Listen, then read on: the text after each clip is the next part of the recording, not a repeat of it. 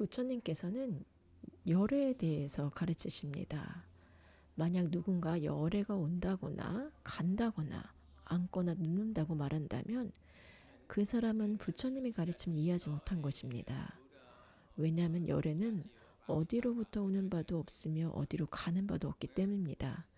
그래서 열애라 이름합니다. 왜, 왜 어떤 사람은 부처를 보고 어떤 사람을 보지 못합니까? 여러분의 마음이 청정할 때 부처님께서 여러분에게 오십니다. 마음이 청정하지 않으면 부처님을 뵙기 어렵습니다. 부처님이나 보살님이 현신으로 혹은 꿈속에서 나타나시는 것은 대개 여러분의 신심을 더 깊게 다져주기 위함입니다. 어떤 이들은 이를 망상이나 바람이라고 말할지도 모릅니다. 하지만 여러분이 무언가를 얻으려는 탐욕이나 계산으로 부처님을 뵙길 원한다면 부처님은 나타나지 않습니다. 오히려 기대를 내려놓았을 때 인연에 따라 자연스럽게 나타나십니다. 수행자를 가르칠 때 가장 어려운 점이 무엇인지 압니까? 우리가 정법인 무아, 무상, 고, 열반을 설하면 여러분은 본능적으로 의심합니다. 하지만 세속적인 사랑, 향락에 대해 이야기하면 즉각적으로 믿고 빠져듭니다. 먹고 마시고 즐기는 일에는 신심이 있으면서 나를 내려놓는 정법에는 정말 그럴까 하며 뒷걸음질 칩니다. 이것이 바로 무명의 본질입니다. 청정한 마음이란 무엇인가요?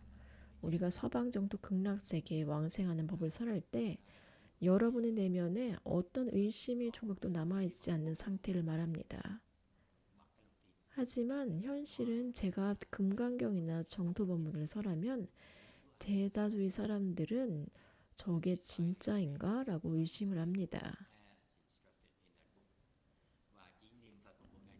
책을 더 많이 읽고 배울수록 지식에 갇혀 의심이 더 깊어지기도 합니다. 그럼 어떻게 청정한 마음을 닦아야 할까요? 의심하기를 멈추는 것입니다. 의심이 일어나는 것은 인간의 본성입니다. 하지만 의심이 고개를 들 때 이거 예전에 됐던 것하고 다른데 라며 그 생각을 따라가지 마십시오. 그냥 거기서 멈추십시오. 여러분이 수다원 이상의 성자가 되기 전까지는 자아가 남아있기 마련입니다. 마음속에 의심이 일어날 때 스스로에게 이렇게 말하십시오. 반대되는 확실한 증거가 나오기 전까지 일단 믿어보자. 의심해서 뭐하지? 그냥 염불하자. 의심을 처리하려고 애쓰는 것은 시간 낭비일 뿐입니다. 그 생각을 따라가지 말고 즉시 염불로 돌아오십시오. 여러분의 문제는 무엇인가요? 정신적 처리가 너무 많습니다. 여러분은 지식을 너무 가치 있게 여깁니다. 명상의 목적은 지식을 구하는 마음을 멈추는 것입니다. 제가 가르치면 여러분은 더 많이 알고 더 많이 이해하려고 합니다. 그 지식에 대한 갈증이 영적 진보를 가로막는 장애물이 됩니다. 스스로 경지를 보기 전까지는 일단 믿어야 합니다. 이해해야 믿겠다고 고집한다면 여러분은 영영 볼 수가 없습니다. 먼저 믿음을 가질 때 스스로 볼 수 있는 문이 열리게 됩니다. 일화입니다. 한 선사에게는 아주 부유하고 아름다운 여인인 거대한 후원자가 있었습니다. 어느 날 선사가 그녀를 불러 이렇게 말했습니다. 그동안의 후원에 정말 감사하네. 하지만 한 가지 문제가 있어. 그대가 절에 올 때마다 내 제자들이 마음이 흔들리고 수행이 방해받는다네. 그러니 그대가 나를 돕고 싶다면 스스로 목숨을 끊어주게. 여러분이라면 어떻게 하시겠습니까? 내 잘못이 아니라 제자들이 마음이 약한 것인데 왜 내가 죽어야 하느냐고 억울해할 수도 있고, 그런 비상식적인 요구를 한다면 다른 곳으로 가야지라고 생각을 할 수도 있습니다. 저도 처음 이야기를 듣고 말도 안 되는 소리라고 화를 냈습니다. 하지만 이야기 속의 여인은 단 1초의 망설임도 없이 즉시 목숨을 끊었습니다. 이것이 바로 진정한 대호법의 경지입니다. 여러분은 내가 무엇을 잘못했나라며 논리적으로 계산을 합니다. 하지만 수행의 세계, 선의 세계에서는 그 상식의 벽을 부수어야 됩니다. 이 여인은 왜 죽었을까요? 그녀는 스승을 100% 신뢰했기 때문입니다. 그녀에게 나라는 존재는 이미 없었습니다. 스승의 한마디가 곧 법이었고 자신의 죽음이 공동체의 수행에 도움이 된다면 기꺼이 자신을 던진 것입니다. 여러분은 바보 같다, 미쳤다고 말할지 모릅니다. 하지만 그녀의 순수한 신심과 나를 버린 행위가 있었기에 문중의 수행자들은 정신을 차리고 정진할 수 있었습니다. 여러분이 청정한 마음을 갖고 싶다면 자신의 논리와 지식, 내가 옳다는 상을 먼저 내려놓아야 됩니다. 이 여인이 실천한 수행은 무엇인가요? 바로 끊임없는 보시입니다. 대호법은 절을 짓고 또 짓고 돈을 내고 또 내면서도 결코 이 정도면 됐다고 생각하지 않습니다. 그들의 마음은 오직 어떻게 하면 더 많이 바칠 수 있을까로 가득 차 있습니다. 그렇게 끝없는 복덕을 쌓아갑니다. 선사는 마지막으로 그녀를 시험했습니다.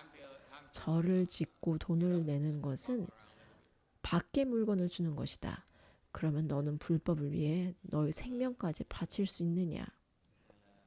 이때 그녀가 망설임 없이 자신을 던진 것은 자신의 모든 것을 바치는 궁극적인 공양이자 대승의 보시입니다. 이득을 바라고 하는 보시는 대승의 마음이 아닙니다. 자신의 논리와 이성을 앞세우는 한 여러분이 이 무모해 보이는 신심의 경지를 이해할 수 없습니다.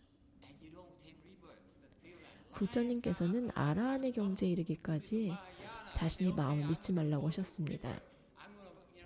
그런데 여러분은 늘 자신의 이성과 판단을 믿으며 죄를 짓습니다.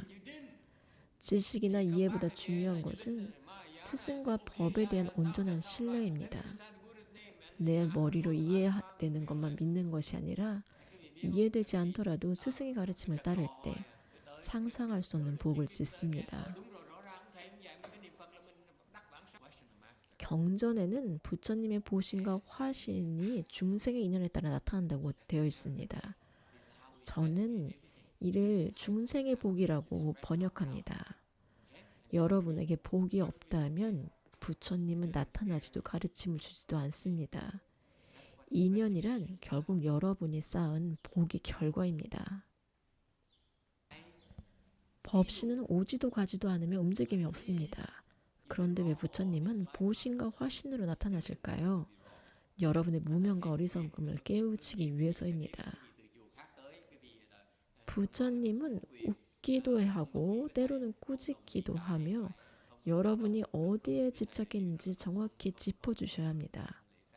법신은 마치 고유한 허공과 같지만 제자가 가르침이 필요할 때는 모습을 보여서 그를 뒤쫓고 깨우침을 준 뒤에는 다시 흔적 없이 사라지는 것과 같습니다. 법신은 마치 고유한 허공과 같지만 제자가 가르침이 필요할 때는 모습을 보입니다. 이것이 바로 보신과 화신의 역할입니다. 금강경의 가르침은 늘 모순처럼 들립니다. 보시하되 보시함이 없고 머물되 머무는 바가 없다. 여러분은 책에서 읽은 지식으로 집착하지 말라고 이해하지만 실제로 그 경지에 도달하는 법은 모릅니다. 머물되 머무는 바가 없는 경지는 말로 설명할 수 있는 것이 아닙니다. 부처님의 가르침은 이해시키기 위한 것이 아닙니다. 그것을 따라하게 하기 위한 것입니다. 부처님은 여러분에게 지식을 전달하는 것이 아니라 실천해 나갈 수 있는 길을 제시합니다. 그 길을 묵묵히 따르다 보면 어느 날 문득 머물 때 머무는 바가 없음이 무엇인지 스스로 보게 되는 상태가 옵니다.